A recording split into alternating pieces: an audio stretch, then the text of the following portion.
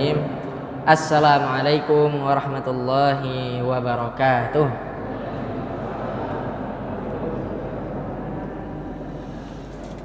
Alhamdulillahilladzi hadana li hadza wa ma kunna linahtadiya laula an hadanallah.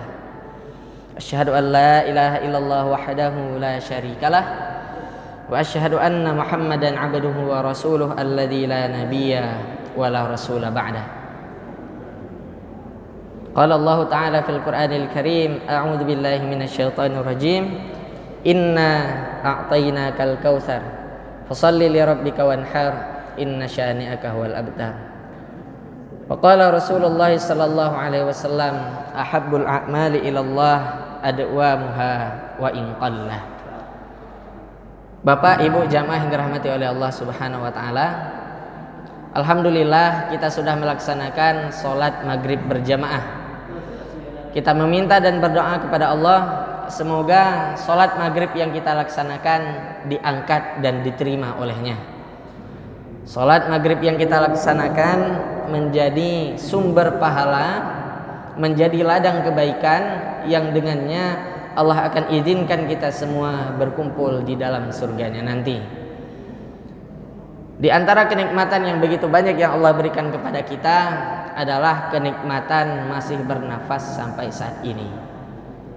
Kenikmatan ini tidak akan pernah mampu kita beli, gak akan pernah mampu kita bayar, karena kenikmatan ini Allah berikan dengan percuma, gratis. Syaratnya cuma satu: kita senantiasa berusaha memperbaiki ketakwaan kita kepada Allah, menempatkan diri kita di posisi di mana Allah ingin melihat kita berada dalam kebaikan, dan Allah tidak ingin melihat kita berada pada tempat yang Allah murkai. Saya pribadi 3 bulan semenjak ini kita semuanya insya Allah nggak perlu lagi kuliah ke Timur Tengah untuk mendapatkan titel LC. Titel LC sekarang ada di mana-mana. Nah, ini undangannya kan Fajar Al-Mahmudi SPD. Harusnya Fajar Al-Mahmudi SPD LC, lulusan COVID ya. Jadi saya alhamdulillah Pak udah kena. Hari pertama, hari kedua itu bahkan saturasinya rendah. Kan saturasinya itu kan 95 ke atas. Kalau di bawah 95 itu udah bahaya. Saya hari pertama, hari kedua kena saturasinya 64. Jadi hari pertama, hari kedua itu pakai oksigen. Dan di situ saya udah pamit sama keluarga, itu udah pamit. Di HP, di media sosial udah nggak ngepost apa-apa lagi, cuman fokus sama keluarga aja. Udah pamit, takut kalau memang dipanggil oleh Allah, ya sudahlah, dipanggil dalam keadaan tenang setidaknya, nggak perlu dipamerkan kemana-mana. Tapi ternyata Allah masih berikan kesempatan hidup sampai malam hari ini. Dan ternyata saya lihat info di Lamongan itu yang meninggal banyak ya Pak ya. Apalagi terutama ustadz-ustadz kita. Wah, ustadz-ustadz di Lamongan itu banyak yang meninggal. Saya kaget pas balik ke Lamongan, saya tanya, ini jadwal siapa ngisi, jadwal siapa ngisi. Takmir bilang ustadznya meninggal, ustadznya kemarin meninggal semuanya. Maka Bapak Ibu jamaah rahimakumullah, kita yang masih diberikan kesempatan untuk hidup jangan pernah disia-siakan. Lagi-lagi saya katakan, di antara kita semua yang hadir di masjid pada malam hari ini, kita tidak tahu siapa yang duluan dipanggil oleh Allah. Dan lagi-lagi saya katakan, saya pertegas lagi, kalau Bapak Ibu mau duluan dipanggil oleh Allah, silahkan, monggo, saya ikhlas. Kalau Bapak Ibu nggak mau duluan, ya nggak apa-apa, saya yang belakangan itu juga nggak apa-apa. Nah, maka ayo, selama masih Allah berikan kesempatan, kita terus mempersiapkan diri kita. Salawat dan salam semoga selalu tercurahkan kepada baginda Rasulullah Muhammad SAW. Kita tidak pernah menatap wajah Nabi, tidak pernah mendengar suaranya, tidak pernah melihat bagaimana keindahan rupanya, kita tidak bisa memperhatikan secara langsung akhlak Nabi SAW, tidak bertumpah darah dengan Nabi, tapi setidaknya Nabi itu sangat merindukan kita. Maka tugas kita adalah di dalam setiap sujud, dalam setiap doa yang kita panjatkan, dalam setiap pinta yang kita langitkan, selalu minta sama Allah, ya Allah, nggak apa-apa kami nggak ketemu, tapi nanti di hari akhirat semoga Allah izinkan kita semua berada di dalam surga yang sama bersama baginda Nabi SAW. Bapak Ibu jamaah rahimakumullah, Allah Subhanahu wa taala berfirman sebagai pembuka, A'udzubillahi minasyaitonirrajim wa fawqa kulli dzi ilmin alimun. Di atas orang yang berilmu ada Allah Subhanahu wa taala yang Maha berilmu. Jadi saya di sini cuman sharing saja, saling berbagi, semoga ini mendatangkan manfaat bagi kita semua. Nah, Bapak Ibu jamaah rahimakumullah, kejadiannya itu lebih kurang seminggu atau 2 minggu yang lalu. Kalau Bapak Ibu aktif di sosmed, ketika ada berita santri tahfidz Quran, hafal Quran, dibawa ke tempat vaksin. Dan ketika nyampe di tempat vaksin, di setel musik. Apa yang mereka lakukan? Mereka nutup telinga. Nunduk semuanya, santri-santri itu nutup telinga. Kemudian ada masuk berbagai komentar. Ada yang bilang mereka dengar musik kepanasan. Ada yang bilang seperti ini, kasihan, dari kecil sudah diberikan pendidikan yang salah. There is nothing wrong to have a bit of fun. Nggak salah, sedikit aja dengar musik, sedikit saja mendapatkan ketenangan, kesenangan, itu nggak salah sama sekali. Atau yang paling parah, sampai booming kemarin itu, di komen sama Deddy Kobuzer. Apa kata dia? Positive thinking aja. Bisa jadi anak-anak itu pasang AirPod di telinga lagi dengar musik. Langsung kan akhirnya netizen ngamuk marah. Mau nggak mau Deddy Kobuzer harus minta maaf. Nah, Bapak Ibu jamaah rahimakumullah, dari kasus ini pertama kita belajar, bagi Bapak Ibu yang belum vaksin segera vaksin. Karena sekarang pemerintah yang nggak mau vaksin didatengin ke rumah ya Pak ya. Didatangin ke rumah. Saya kaget kemarin jamaah di Masjid Al-Ikhlas. Begitu selesai sholat beliau bilang, "Tat, saya mau kabur sama istri." "Kenapa Pak?"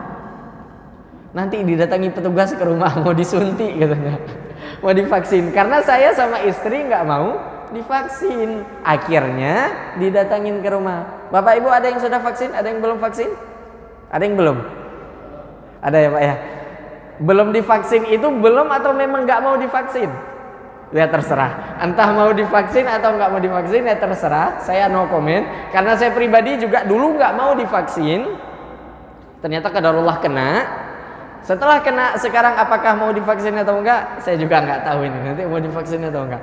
Tapi masalahnya sekarang susah. Kalau kita nggak divaksin nggak bisa kemana-mana. Itu pelajaran pertama dari kasus anak-anak itu. Yang kedua, Bapak Ibu jamaah rahimakumullah, pelajaran yang kedua itu tidak ada yang salah ketika mereka mengamalkan apa yang mereka anggap baik.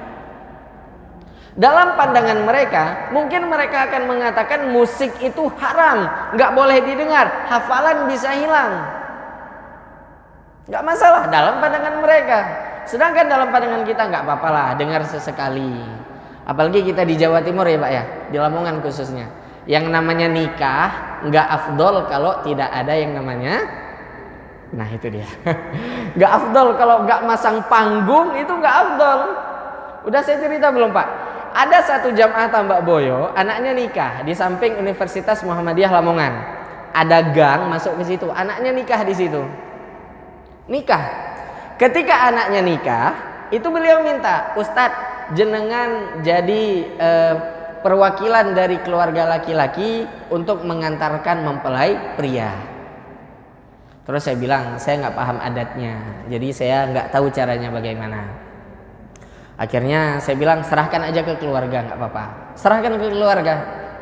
Permintaannya, ya sudah kalau gitu Ustadz yang menyampaikan tausiah pernikahan. Saya senyum-senyum sendiri. Gimana caranya orang belum nikah tapi menyampaikan tausiah pernikahan? Tapi nggak apa-apa lah, bismillah, karena udah sering menyampaikan. Walaupun batin saya tersiksa, nyeramahin orang pernikahan yang ceramah belum nikah. Gak apa-apa, saya ikhlas. Nah jadi pas hari itu Bapak Ibu, saya ceramah, saya sampaikan tausiah pernikahan. Kedua mempelainya itu duduk di depan, duduk pegangan tangan, senyum-senyum bahagia. Saya ceramah. Itu jamaahnya seperti Bapak Ibu gini, semuanya fokus, semuanya ngelihat. Gak ada satupun yang gak lihat, karena memang fokus kan. Ada yang menyampaikan tausiah. Di menit-menit akhir tausiah mau selesai, nah ini lewatlah biduan yang disewa untuk nyanyi. Rambutnya segini, masih basah-basah gitu, pakai baju you can see gitu, pakai rok pendek, lewat di depan panggung pelaminan. Seketika jamaah itu pandangannya ke saya berubah ke situ semuanya. Saya merasakan patah hati terbesar hari itu. Itu mereka langsung lihat ke sana semuanya.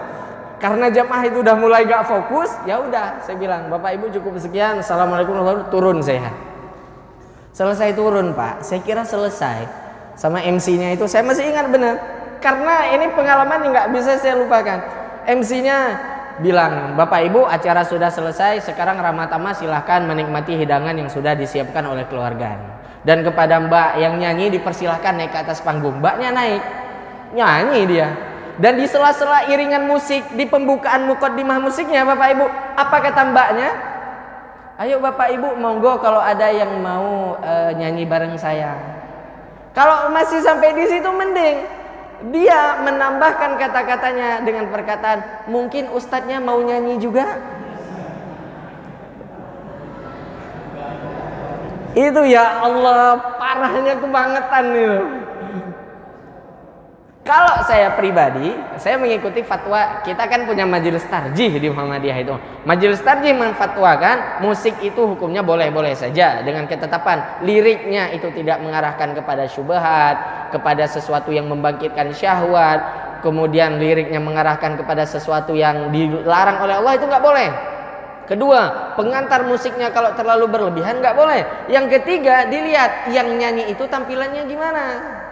Makanya di Muhammadiyah kita masih diizinkan musik. Sedangkan nanti ada saudara kita yang mengharamkan mutlak musik haram, ya sudah hormati saja, nggak perlu ditertawakan. Apalagi Bapak Ibu anak yang tahfidz. Nah ini saya sampaikan, saya anak pondok, 12 tahun saya mondok. Ketika saya dapat beasiswa kuliah di Yogyakarta di PUTM itu, saya teringat Ustadz Usman Ahmad, Ustadz saya. Beliau bilang sebelum saya berangkat, Fajar, antum ketika berangkat satu nasihat terakhir saya. Apa Ustadz? Ghaddul basar, jaga pandangan. Terus saya tanya, maksudnya gimana Ustadz? Saya masih ingat itu beliau nelpon ketika saya mau berangkat ke Bandara Kuala Namu di Medan. Ustadz saya bilang, lihat aja nanti kamu paham sendiri. Kamu paham sendiri apa yang saya maksud dengan ghaddul basar. Berangkat saya dari Kota Luksamwe langsung berangkat ke Medan. Nyampe ke Medan, wah pemandangannya indah luar biasa. Pertama saya lihat dalam hidup saya, ada yang pakai celana rok 1 jengkal di atas lututnya. Ada yang pakai baju, ya Allah, nggak karu-karuan itu bajunya seperti apa. Kacau benar penampilannya. Akhirnya saya telepon Ustadz saya lagi. Saya bilang, Ustadz, saya sudah tahu maksudnya gimana. Nah itu. Dan Ustadz saya itu bilang, apa kata beliau? Hati-hati. Kamu punya hafalan 5 juz, gara-gara sering lihat seperti itu 10 juz hilang. Kamu punya hafalan 25 juz, 30 juz hilang. Kamu punya hafalan 30 juz, Quran pun udah gak pernah kamu sentuh lagi. Gara-gara sering lihat seperti itu. Kalau Bapak Ibu nggak pernah tanya nih sama adik-adik yang mondok di pondok kita, tanya benar nggak mereka ketika di pondok itu dikasih waktu untuk hafal, dikasih waktu 20 menit 1 halaman bisa mereka hafal. Begitu mereka keluar lihat orang lewat boncengan sama pacar, hilang hafalannya langsung. Sensitif itu. Karena kalau kata Imam Syafi'i itu, al-ilmu nurun wa nurullahi la yudhalil asi. Yang namanya ilmu itu cahaya. Cahaya itu tidak akan bersemayam di dalam tubuh orang-orang yang ahli maksiat. Dia nggak buat maksiat, dia melihat kemaksiatan, ternodai hatinya, pikirannya kacau, hilang semua hafalannya. Nah itu dia Bapak Ibu jamaah rahimakumullah. Yang kedua. Yang ketiga, ini pelajaran penting. 3 aja pelajarannya. Pertama, belum vaksin silakan vaksin. Yang kedua, kita menghukumi bagaimana musik itu kita kembalikan kepada diri kita masing-masing, bagaimana yang terbaik dalam pemahaman kita. Yang ketiga Bapak Ibu, kita belajar bagaimana Nabi Muhammad SAW kalau beliau masih hidup, bagaimana komentar beliau dengan kejadian kemarin. Bapak Ibu jamaah rahimakumullah, salah satu kepribadian Nabi yang paling menarik yang paling luar biasa. Nabi itu tidak pernah marah. Beliau itu tidak pernah hancur emosinya, tidak pernah frustasi, nggak pernah ngamuk-ngamuk. Makanya Nabi itu kan mengajarkan kita, anak-anak TPA itu hafal, la taghdab walakal jannah. Anak-anak kan hafal, jangan marah maka bagimu surga. Diajarkan adabnya, kalau kamu marah dalam posisi berdiri disuruh duduk, kalau masih marah disuruh berbaring, kalau masih marah disuruh berwudu, kalau masih marah disuruh sholat. Insya Allah hatinya tenang. Kalau kita bisa nggak Pak gitu? Dibuat marah duduk, masih dibuat marah juga suruh baring, mau nggak baring Pak atau berantem langsung gitu. Nah ini Nabi Shallallahu Alaihi Wasallam. Jadi salah satu sifat Nabi itu beliau nggak pernah marahnya itu benar-benar marah. Contohnya mana? Ketika Nabi Shallallahu Alaihi Wasallam hijrah ke Taif, beliau nyampe ke Taif Bapak Ibu ingin menyampaikan dakwah Islam. Harapan beliau itu sambutan dari mereka bagus. Tapi ternyata apa yang terjadi di sana? Beliau dilempari batu sampai berdarah. Yang menemani beliau Zaid bin Harithah sampai-sampai harus menjadikan tubuhnya itu menjadi tameng supaya batu yang dilempar itu kena kepada dia, bukan kena kepada Nabi Sallallahu Alaihi Wasallam. Pertanyaannya, Nabi marah enggak? Enggak marah. Yang marah siapa? Malaikat. Malaikat Jibril datang, Muhammad, kalau kamu mau, aku angkat 2 gunung di antara Taif ini, aku timpakan kepada mereka. Tapi apa kata Nabi? Jangan. Bisa jadi mereka belum menerima dakwah. Nabi marah enggak? Enggak, dibiarin aja. Ada 1 tahun kenabian di mana Nabi Shallallahu Alaihi Wasallam dikenal dengan tahun Amul Huzni, tahun kesedihan. Ketika paman Nabi yang senantiasa menjaga dakwah Nabi meninggal, Abu Thalib, tidak berapa lama kemudian Khadijah meninggal. Maka Bapak Ibu jamaah rahimakumullah, pada saat itu Nabi merasakan kesedihan yang luar biasa. Apakah Nabi frustasi? Enggak. Isra Mi'raj itu cuma menghibur, tapi menghiburnya bukan karena Nabi benar-benar terpuruk frustasi, enggak. Karena memang kepingin Allah menghibur Nabi. Enggak ada Nabi frustasi itu, Nabi apa, enggak ada. Bahkan Nabi itu Bapak Ibu, saya kemarin bahas itu temanya The True Love Story of Muhammad. Kisah cinta sejati Nabi Muhammad. Faktanya Bapak Ibu, ini kan opini orang. Nabi Muhammad itu sebenarnya nggak mau nikah lagi setelah Khadijah meninggal. Kenapa? Karena terlalu sayang sama Khadijah. Nabi itu gagal move on dari Khadijah. Makanya kasus ketika tertidur di pangkuan Aisyah, kemudian Nabi itu nyebut-nyebut nama Khadijah, Aisyah sampai cemburu itu kan. Karena apa? Nabi nggak bisa move on. Hanya karena Allah perintah, makanya Nabi mau nikah lagi. Nabi itu setianya luar biasa. Bapak-bapak kalau ibu meninggal nikah lagi nggak Pak? Ibu-ibu kalau bapak meninggal nikah lagi nggak Bu? Nah, kalau kita kan beda dengan Nabi Shallallahu Alaihi Wasallam. Ketika istrinya yang tersayang ini meninggal, Nabi sedih. Tapi apakah beliau frustasi? Enggak. Nabi yakin ini adalah ketetapan yang baik dari Allah. Kita ambil kasus yang ketiga. Ketika paman Nabi Hamzah itu meninggal. Kita tahu ini kisahnya. Ikut perang Uhud. Sama kafir Quraisy. Diperintahkan 1 orang namanya Wahsy. Tugas khusus. Kamu nggak usah bunuh siapa-siapa. Tugas kamu cuman bunuh Hamzah. Dia ahli tombak. Begitu perang udah pecah, datang Wahsy bawa tombak. Datang. Dicari Hamzah, dapat. Lempar tombak, kena. Jatuh. Hamzah meninggal di tempat pada saat itu.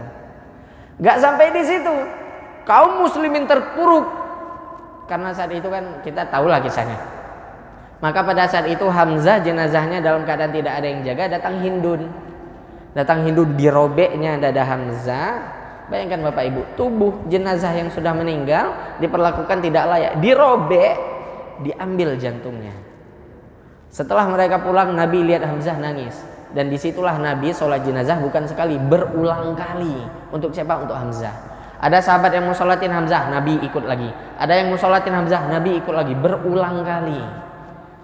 Apakah Nabi frustasi? Apakah Nabi marah kepada Wahsy? Enggak marah. Terakhir kan Wahsy masuk Islam. Wahsy masuk Islam. Ketika Wahsy masuk Islam, Nabi cuma bilang satu, kamu jangan duduk di depan saya. Karena kalau kamu duduk di depan saya, Wahsy, saya teringat bagaimana apa yang kamu lakukan kepada Hamzah. Jangan duduk di depan saya.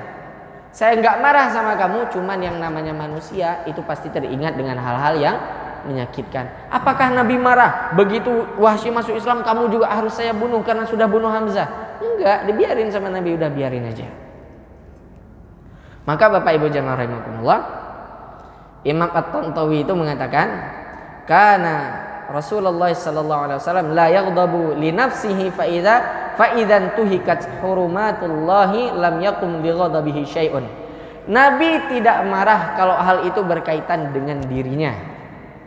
Tapi Nabi tidak akan diam jika yang dihina, yang disakiti itu adalah yang berkaitan dengan agama Allah, maka beliau akan menunjukkan sisi ketidaksukaannya, bukan sisi kemarahannya, bukan sisi ngamuknya.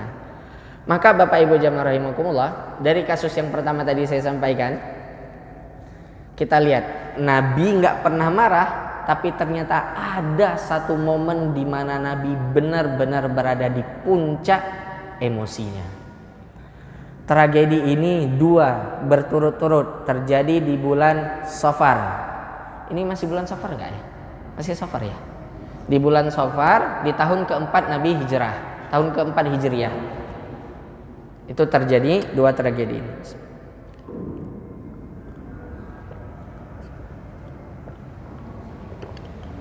Tragedi ini Bapak Ibu pernah dengar, tapi satunya Bapak Ibu jarang dengar, saya yakin.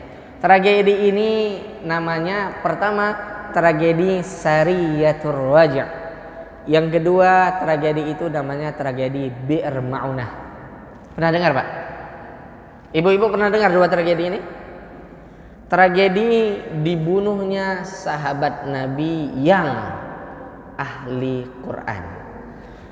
Hadisnya ada di dalam kitab Fathul Bari dari Sahih Muslim yang dikutip oleh Ibnu Hajar Al-Asqalani. Ini saya nggak baca redaksi hadisnya, nanti bakal ngabisin banyak waktu. Saya baca terjemahnya saja. Ada dua suku bukan kabilah. Kalau kabilah itu terdiri dari beberapa suku. Nah, ini suku, anak dari kabilah. Ada dua suku, namanya yang pertama itu Bani Udal, yang kedua Al-Qarrah. Dua suku ini, Bapak Ibu, dua-duanya Yahudi. Dua-duanya Yahudi. Mereka datang kepada Nabi, mereka bilang, Muhammad, kami sudah masuk Islam. Nabi senang. Bagus kalau gitu, alhamdulillah, ini hidayah dari Allah untuk kalian. Lalu mereka bilang, Muhammad, karena kami sudah masuk Islam, itu orang kampung kami nggak ada yang ngajarin baca Quran, nggak ada yang ngajarin hukum Islam. Tolonglah kami dikirimkan beberapa sahabat yang ahli Quran, hafal Quran, paham hukum Al-Quran, kirim ke sana. Nabi itu menyebut mereka bukan hafid. Hafid itu hafal Quran, tapi terkadang nggak paham isi Quran. Nabi itu menyebut orang yang hafal Quran, paham isi Al-Quran, paham hukum Al-Quran, paham semua yang ada di dalam Al-Quran, itu disebut dengan ahlul qura, paham benar isi Al-Quran.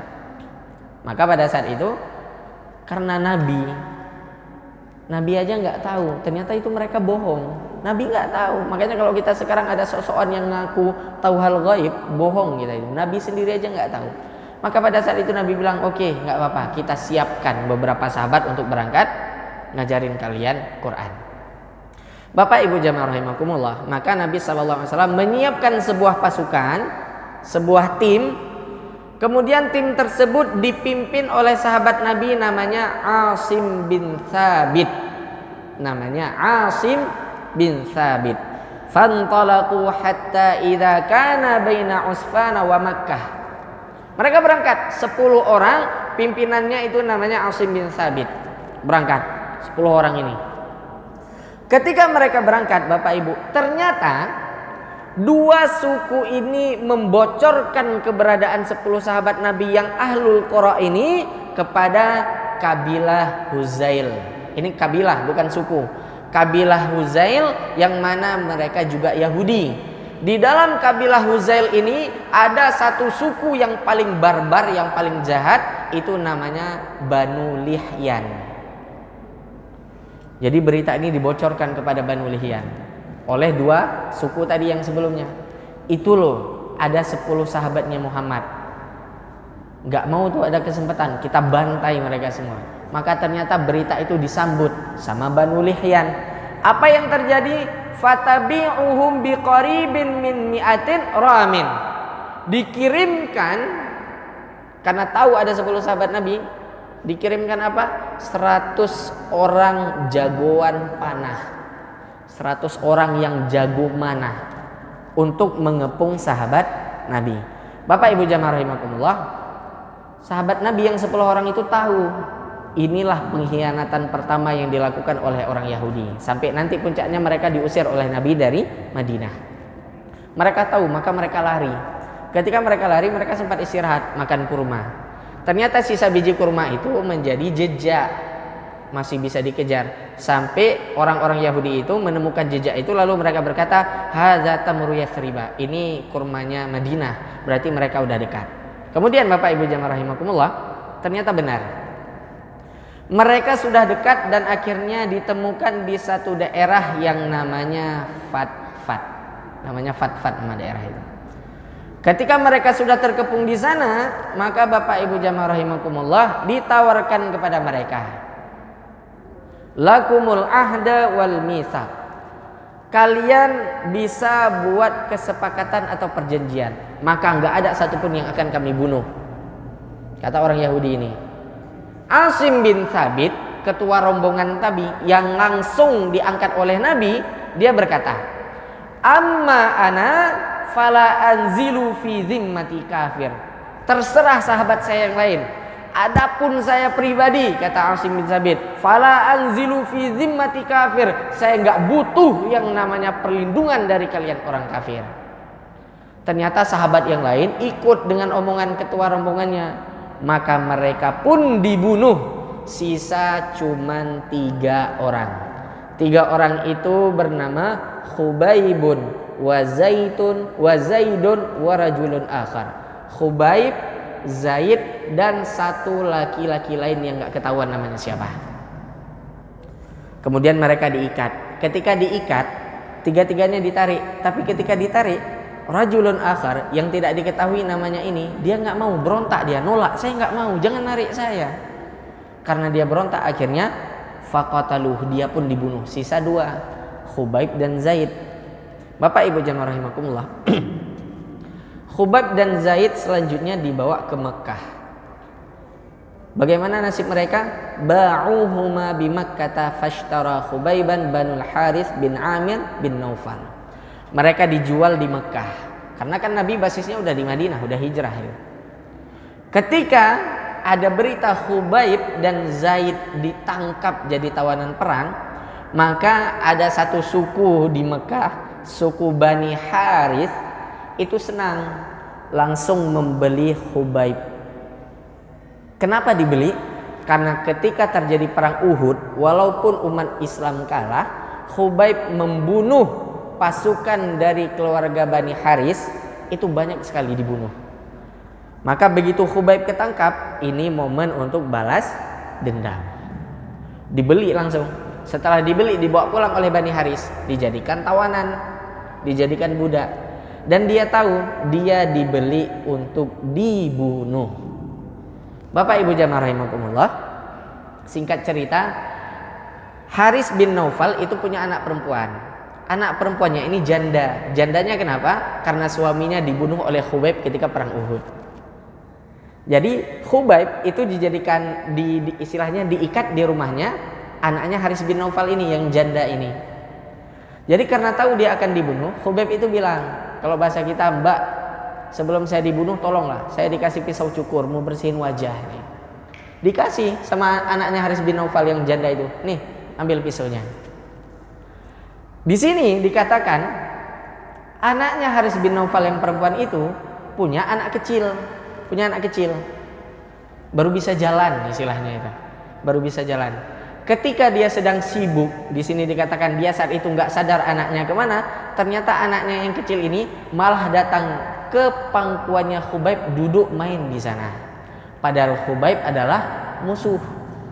Duduk di pangkuannya Khubaib, ketawa-ketawa main, bermanja dengan Khubaib. Janda ini, anaknya Haris bin Naufal, ketakutan, gemetaran. Kenapa? Karena Khubaib megang pisau. Lalu Khubaib berkata, "Atakhsyaina an aqtulahu?" Ini loh anakmu di pangkuan saya. Apa kamu takut anakmu ini bakal saya potong lehernya? Maka saat itu Khubaib berkata, "Ma kuntu laf'al dzalika, insyaallah." Tenang aja. Walaupun kalian musuh saya tahu kalian akan bunuh saya biarin. Anak ini biar aja main sama saya senang. Maka pada saat itu janda anaknya dari Haris bin Naufal ini berkata, "Aku tidak pernah melihat tawanan yang lebih baik daripada Khubaib." Sampai di sini dikatakan, pernah aku datang melihat Khubaib padahal dia nggak dikasih makan, tapi di tangan Khubaib itu ada segenggam kurma, segenggam anggur, mohon maaf. Padahal pada saat itu, kata anak perempuan ini, di Mekah tidak musim buah-buahan. Maka dia mengatakan, aku tahu itu semua illa rizqu razaqahullah, itu rizki dari Allah untuk dia. Puncaknya Bapak Ibu jamaah rahimakumullah, di hari H. Dan ini Bapak Ibu perlu diketahui, ini sahabat Nabi udah terbunuh, Nabi itu belum tahu. Nabi belum tahu sama sekali. Nabi masih di Madinah, nggak tahu apa-apa. Kemudian fakharaju bihi minal haram liyaqtuluh, dibawa keluar dari Mekah, di pinggiran Mekah. Karena orang Arab sendiri walaupun mereka nggak Islam, mereka tidak mau menumpahkan darah di tanah suci. Ketika sudah dibawa keluar, Khubaib itu tahu dia akan dibunuh. Dia bilang, "Da'uni usalli raka'atain." Tolong saya dikasih kesempatan mau sholat 2 rakaat. Sholat dia 2 rakaat. Selesai sholat 2 rakaat, dia senyum, dia bilang, "Kalau saya ini penakut, sholatnya bakal saya minta 4, 6 atau 10 rakaat biar sholatnya lama. Atau saya sholat 2 rakaat tapi yang lama, 1 rakaatnya 15 juz ini. Lama benar." Tapi dia berkata, "Aku sholat sebagaimana normalnya sholat 2 rakaat, menunjukkan kepada kalian tidak ada yang membuatku takut kecuali Allah." Kemudian pada saat itu langsung Tsumma qama ilahi Uqbatun bil Haris. Anaknya Haris bin Naufal yang terbunuh tadi namanya Uqbah bin Haris, bangkit megang pedang. Lalu sebelum Khubaib itu dipenggal, sebelum ditebas, Khubaib itu berdoa. Dan Bapak Ibu, doa ini kita bisa pakai. Doanya itu singkat. Allahumma ahsihim adada. Ya Allah, timpakan kepada mereka nasib yang sama, berapa jumlah yang ikut eksekusi saya hari ini. Diceritakan oleh Ibnu Hajar, pada saat itu Muawiyah datang.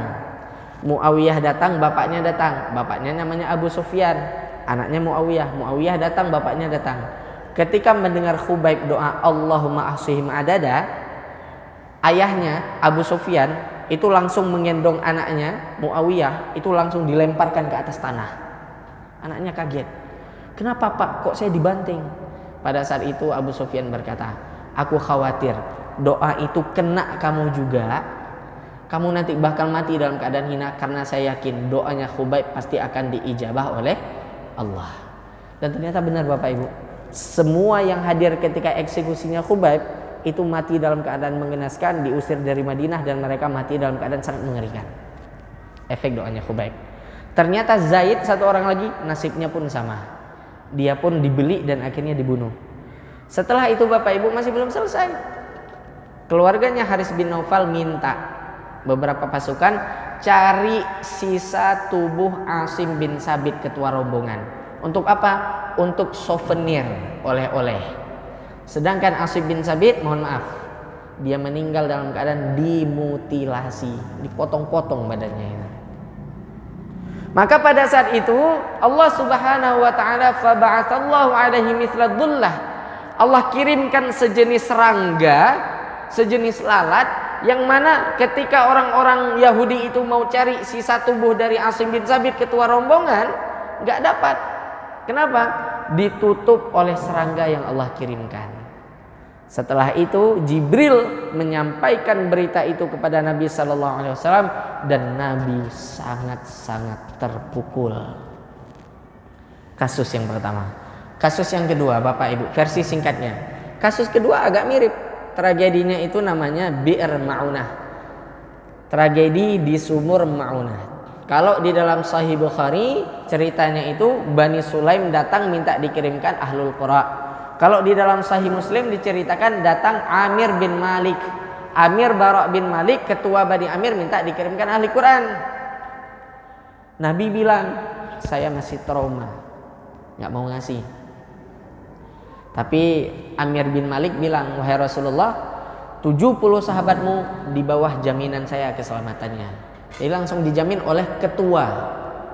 Jadi Nabi akhirnya ya udahlah nggak apa-apa, dikasih, dikirim.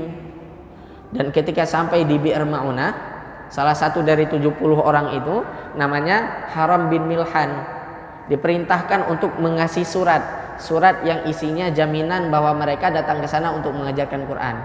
Nggak ketemu sama Amr bin Malik, ketua rombongan, ketemunya sama Amr bin Tufail, keponakannya Amr bin Malik. Amr bin Tufail ini jahat, Yahudi yang paling parah.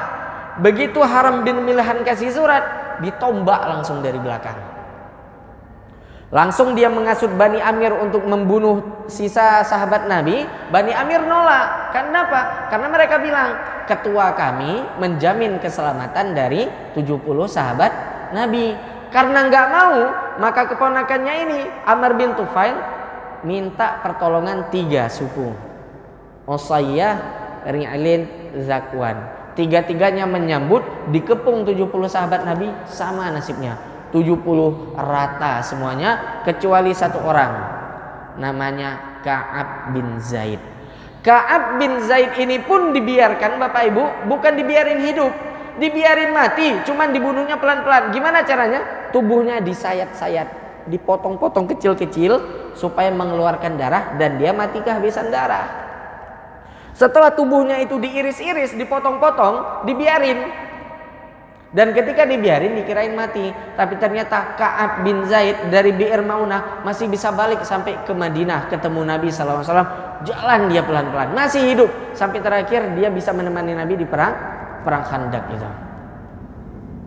Bapak Ibu jamaah rahimakumullah, ketika berita ini sampai ke telinga Nabi, nah ini konklusinya di sini. Kita belajar dari kasus yang pertama tadi. Aduh, azan ya. Jadwal azan dulu. Kita dengar azan dulu ya Pak ya.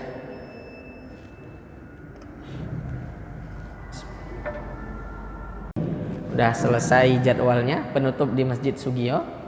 Habis ini langsung balik ke Jogja. Baik, Bapak Ibu jamaah rahimakumullah. Setelah 2 kejadian tadi, inilah pertama kalinya Nabi Sallallahu Alaihi Wasallam menunjukkan kemarahan beliau. Dan bentuk kemarahannya diceritakan oleh Anas bin Malik radhiyallahu anhu. Dia berkata, "Fama ra'aitu Rasulullah Sallallahu Alaihi Wasallam hazina huznan qattu ashadda minhu." Saya tidak pernah melihat Nabi benar-benar marah, benar-benar sedih melebihi 2 kejadian tersebut. Jadi Nabi itu benar-benar kecewa.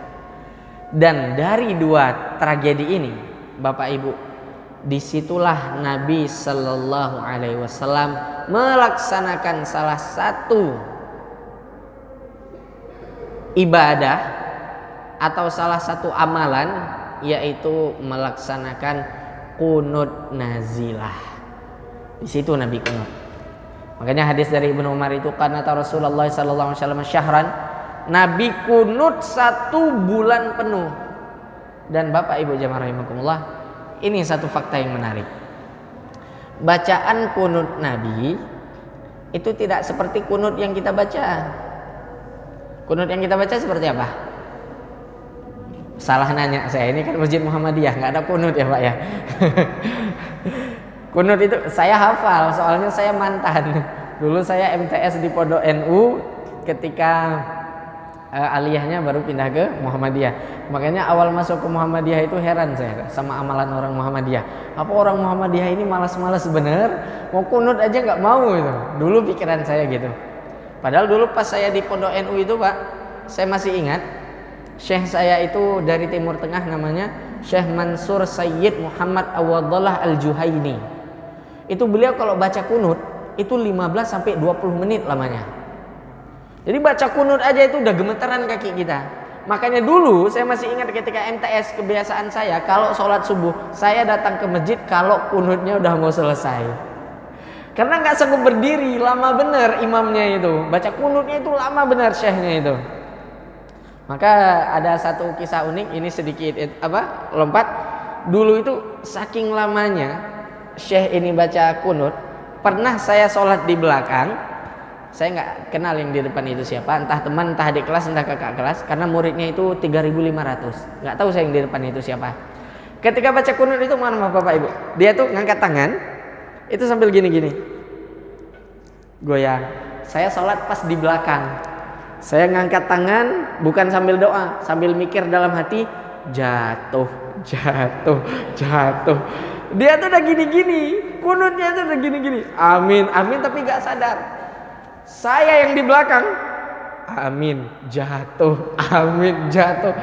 Dan ternyata bener, lagi ngangkat tangan goyang-goyang, bruk, jatuh. 3 soft belakang ngakak ketawa semuanya, gara-gara dia jatuh itu.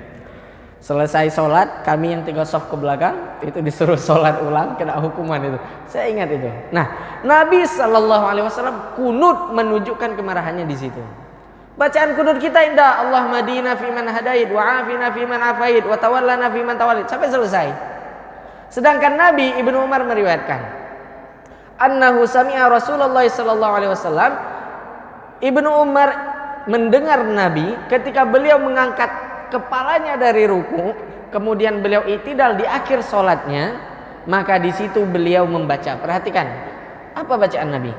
Beliau membaca Allahumma al'an fulanan wa fulanan. Isinya apa? Ya Allah, laknatlah. Allahumma al'an, laknat. Nabi nggak pernah marah, Nabi nggak pernah frustasi, Nabi nggak pernah kecewa, nggak pernah sakit hati. Tapi ketika orang-orang yang ahli Al-Quran disentuh, disitulah terucap dari mulut Nabi, Allahumma al'an, ya Allah timpakan laknat kepada mereka. Bapak Ibu, sampai turun Quran itu surah Al-Imran ayat 128 itu, laisa laka minal amri syai'un aw yatuba alaihim aw yu'adzibahum fa innahum dhalimun. Muhammad, urusan mereka itu dilaknat atau tidak, apakah mereka bertobat atau tidak, apakah mereka akan diazab atau tidak, itu bukan urusan kamu, itu urusan Allah. Kenapa? Karena Nabi itu udah gak sanggup tahan lagi. Perbuatan mereka begitu keji, begitu jahat, Nabi gak bisa toleransi lagi. Maka Bapak Ibu jamaah rahimakumullah, setelah Nabi mendoakan itu, maka Usayyah, Ri'lin, Zakwan, Bani Mudhar dan sebagainya semua dihancurkan oleh Allah, diusir dari Madinah, mati dalam keadaan mengenaskan. Efek doa Nabi sallallahu alaihi wasallam. Apa pelajaran yang kita dapat? Kita, mohon maaf Bapak Ibu, sama orang yang dekat dengan Al-Quran, jangan bercanda kelewatan yang menyakiti hati mereka. Orang yang dipilih oleh Allah untuk menjaga ayat-ayatnya, menjaga kalamnya, itu orang-orang pilihan. Kita ketawain seperti kemarin hanya karena mereka nutup telinga. Bayangkan kalau sekarang Nabi hidup, Nabi melihat anak-anak kecil itu ditertawakan gara-gara menutup telinga hanya karena mereka menjaga hafalan Quran, apa nggak keluar lagi doa ini? Saya langsung ketika kasus itu diangkat dijadikan bahan bulian, gemetaran saya. Ya Allah, kalau sempat Nabi masih hidup, apa nggak kena laknat kita semuanya? Apa nggak akan ditimpa musibah kita semuanya? Nabi itu nggak pernah marah, tapi ketika kalian sudah menyakiti orang yang ahli Quran, yang dekat dengan Al-Quran, kita mengolok-olok mereka, kita membuat hal yang mereka tidak sukai, di situ Nabi tidak bisa memberikan toleransi lagi. Keluarganya dibunuh, keluarganya disakiti, Nabi sabar aja, nggak apa-apa, nggak apa-apa, nggak apa-apa, Allah yang balas. Tapi begitu ahli Quran yang kena, Allah mal'an, siap-siap laknat Allah atas kalian. Itu Nabi sallallahu alaihi wasallam.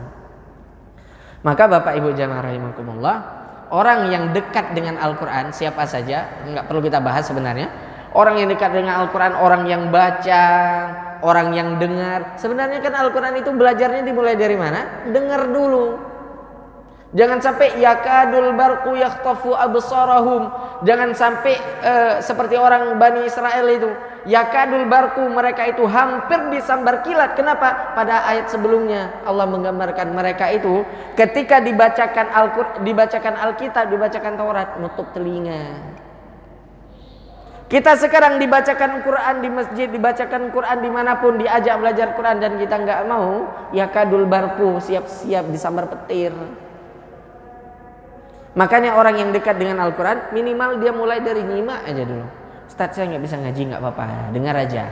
Ada ini adik-adik kita, anak-anak kita yang di pondok yang hafal Quran, mereka jadi imam kita sholat di belakang yang nggak hafal, sedih kita, nangis kita. Kenapa? Karena yang kecil-kecil ini hafal, yang kecil-kecil ini bisa. Lebih dari tingkat itu, Ustadz, kami kepingin mempelajari cara bacanya yang benar supaya panjang pendeknya benar, nggak salah arti dan sebagainya. Silahkan belajar, bagus itu. Tapi nanti ya mohon maaf, kadang-kadang ada beberapa orang juga yang baca Quran itu mutlak harus benar. Nanti kalau enggak, nanti salah arti, salah terjemah dan sebagainya. Benar, harus mutlak kebenarannya bagi kita yang sudah lancar. Bagi yang masih belajar kan ada poin sendiri kata Nabi. Yang mereka itu masih belajar kesulitan, maka dia mendapat 2 pahala. Kurang enak apa lagi coba? Ustadz susah dan sebagainya belajar. Bapak Ibu, satu aja saya ambil contoh. Saya itu ketika di PUTM nggak pernah ngajar TPA. Sampai sekarang saya nggak tahu cara ngajar TPA itu gimana. Makanya ketika nyampe ke Tambak Boyo, ke Tikung itu disuruh ngajar TPA, bingung saya. Saya setiap sorenya selama di kampus itu satu kegiatan saya. Ngapain? Ngajarin emak-emak simbah-simbah baca Iqra. Bayangkan, simbah-simbah nggak ada gigi. Mbah ini bacanya za, simbahnya ya. Za mbah, iya. Izazu, iyayu.